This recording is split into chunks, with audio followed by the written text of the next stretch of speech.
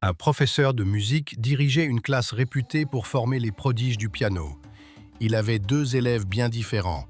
Max, un garçon brillant dont tout le monde parlait déjà. Depuis ses 5 ans, il enchaînait les concours. Les vidéos de ses performances faisaient le tour des réseaux sociaux. Quand il entrait dans une pièce, les regards se tournaient vers lui. Et puis, il y avait Lina, discrète, maladroite, toujours au fond de la salle. Elle ne brillait pas, du moins pas aux yeux du professeur. Un jour, il lui dit franchement, sans vraiment y penser, « Tu devrais peut-être essayer autre chose.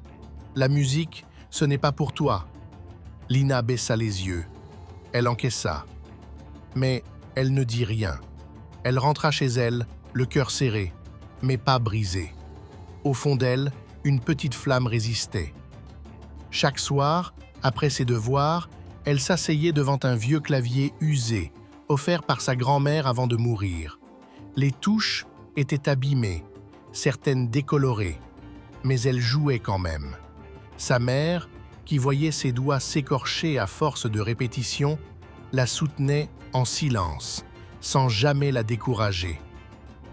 Les années passèrent. Max, trop sûr de lui, perdit peu à peu le goût de travailler. Il se contenta de son talent brut, croyant que cela suffirait toujours.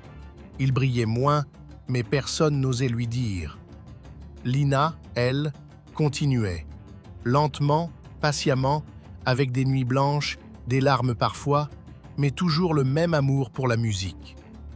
Un jour, elle décida d'envoyer une vidéo à un concours national. Personne n'était au courant, pas même le professeur.